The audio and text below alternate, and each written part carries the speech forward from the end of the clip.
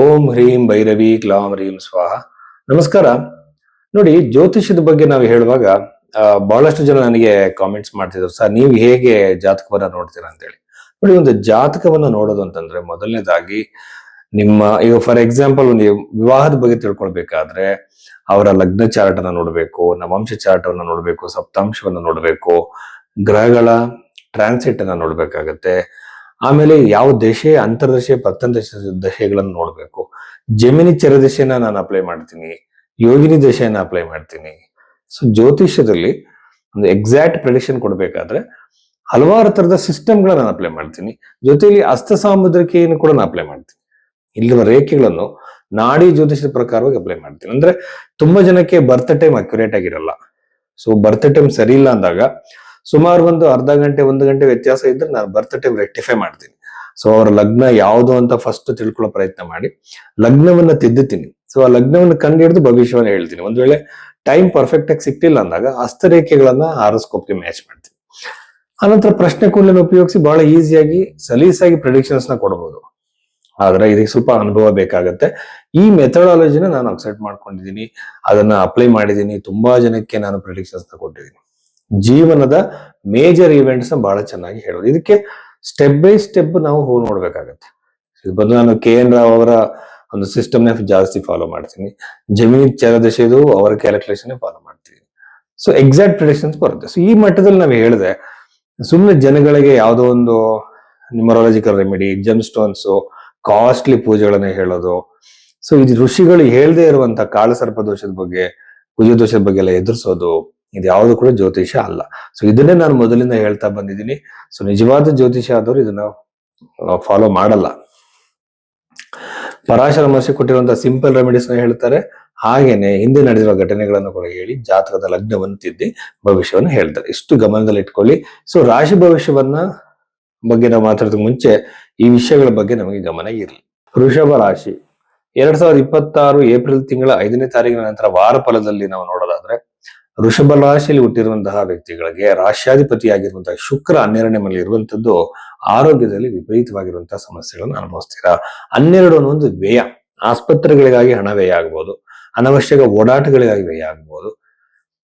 ಇನ್ನೊಂದು ವಿಚಾರ ಏನಂತಂದ್ರೆ ತಮ್ಮ ಮನೆಗಳಿಗಾಗಿ ನಾವು ನಿದ್ರೆ ಮಾಡುವಂತಹ ಜಾಗಗಳು ಏನ್ ಬರುತ್ತೆ ಅಲ್ಲಿ ಹಣ ವ್ಯಯ ಆಗ್ಬೋದು. ಇಂಥ ಸ್ಥಳಗಳಿಗೆ ಇಂಥ ಒಂದು ಸಂದರ್ಭಗಳಿಗಾಗಿ ಹಣ ವ್ಯಯ ಆಗುವ ಸಾಧ್ಯತೆಗಳಿರುತ್ತೆ. ಆರೋಗ್ಯದ ಬಗ್ಗೆ ಅತಿ ಎಚ್ಚರವನ್ನ ವೃಷಭ ರಾಶಿಯವರು ವಹಿಸಬೇಕಾಗತ್ತೆ. 2ನೇ ಮನೆಯಲ್ಲಿ ದ್ವಿತೀಯ ಭಾವದಲ್ಲಿರುವಂತಹ ಗುರುಗ್ರಹದಿಂದ ಹಲವಾರು ತರದ ಲಾಭಗಳನ್ನ ನೋಡ್ತೀರಾ.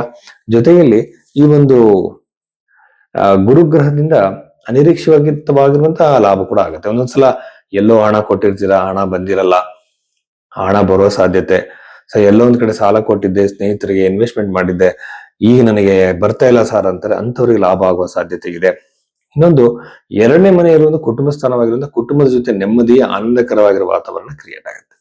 11ನೇ ಮನೆಗೆ ಶನಿ, ರಾಹು, ಬುಧ ಗ್ರಹಗಳು ಬರೋದ್ರಿಂದ ನವಮಾಧಿಪತಿ ಆಗಿರುವಂತ, ದಶಮಾಧಿಪತಿ ಆಗಿರುವಂತ 11ನೇ ಮನೆಗೆ ಬರುವಂತದ್ದು ಲಾಭಕರ. ಸೊ ನಿಮಗೆ ಬಿಸ್ನೆಸ್ ವ್ಯವಹಾರಗಳಲ್ಲಿ ಅನಿರೀಕ್ಷಿತವಾಗಿರುವಂತ ಲಾಭ ಆಗುತ್ತೆ. ಬಿಸ್ನೆಸ್ ಗಳಲ್ಲಿ ಅಭಿವೃದ್ಧಿಯನ್ನ ನೋಡ್ತೀರಾ, ಹೊಸ ವ್ಯವಹಾರಗಳನ್ನ ನೀವು ಪ್ರಾರಂಭ ಮಾಡ್ತೀರಾ, ಹೊಸ ವ್ಯವಹಾರಗಳು ನಿಂತೋಗಿರುವಂತದ್ದು ಮತ್ತೆ ಪ್ರಾರಂಭ ಆಗಲೂಬಹುದು. ಇಲ್ಲಿ ಹೆಚ್ಚು ಲಾಭವನ್ನ ನೀವು ಎಕ್ಸ್ಪೆಕ್ಟ್ ಮಾಡಬಹುದು. ಒಂದೊಂದ್ಸಲ ವ್ಯವಸಾಯದಲ್ಲಿ, ವ್ಯವಹಾರದಲ್ಲಿ, ತೋಟಗಳಲ್ಲಿ ಬೆಳೆದಿರುವಂತಹ ವಸ್ತುಗಳಿಗೆ ಹೆಚ್ಚು ಬೆಲೆಯನ್ನ ನೀವು ಪಡಿಬಹುದು. ಅದು ಯಾವ ತರದ ವಸ್ತು ಆದ್ರೂ ಆಗಿರ್ಬೋದು, ಹೆಚ್ಚು ಬೆಲೆಯನ್ನ ಅನುಕೂಲವನ್ನ ನೀವು ಪಡಿತೀರಾ. ಆಮೇಲೆ ವಿವಾಹ ನಿಮಗೆ ಖಂಡಿತವಾಗ್ಲೂ ಸಹ ವಿಳಂಬ ಆಗತ್ತೆ. ಶನಿ ಮತ್ತೆ ಕುಜಗ್ರಹ 2 ಒಟ್ಟಿಗೆ ಇರುವಂತದ್ದು ವಿವಾಹ ವಿಳಂಬ, ಎಂಗೇಜ್ಮೆಂಟ್ ಆಗಿರ್ಬೋದು, ಇನ್ನೊಂದಾಗಿರ್ಬೋದು, ಬಹಳಷ್ಟು ಲೇಟ್ ಆಗುವಂತ ಸಾಧ್ಯತೆಗಳಿರುತ್ತೆ. ಬಹಳ ಜಾಗ್ರತೆಯಿಂದ ಇರಿ. ಒಳ್ಳೆಯ ಸಂಬಂಧಗಳನ್ನ ನೋಡಿ. 4ಥ ಭಾವದಲ್ಲಿ ಕೇತು, ಇದು ಬಂದು ನಿಮಗೆ ಪ್ರಾಪರ್ಟಿನ ಖರೀದಿ ಮಾಡೋದಕ್ಕಾಗ್ಲಿ, ಇನ್ನೊಂದಕ್ಕಾಗ್ಲಿ ಅನವಶ್ಯಕ ಟೆನ್ಷನ್ ಗಳನ್ನ ಕ್ರಿಯೇಟ್ ಮಾಡುತ್ತೆ. ದಶಮ ಭಾವಕ್ಕೆ ರಾಹು ಮತ್ತು ಮರ್ಕ್ಯುರಿ ಬುಧಗ್ರಹ ಹೋಗುವಂತದ್ದು ನಿಮಗೆ ಉದ್ಯೋಗದಲ್ಲಿ ಅಸ್ಥಿರತೆ, ಟೆನ್ಷನ್, ಹೊಸ ಉದ್ಯೋಗ ಸಿಕ್ಕಿದ್ರು ಕೂಡ, ಇಂಟರ್ವ್ಯೂಸ್ ಕೊಟ್ಟರು ಕೂಡ ಅದು ನಿಮಗೆ ರೆಸ್ಪಾನ್ಸ್ ಬರದಲ್ಲೇ ಇರುವಂತದ್ದು.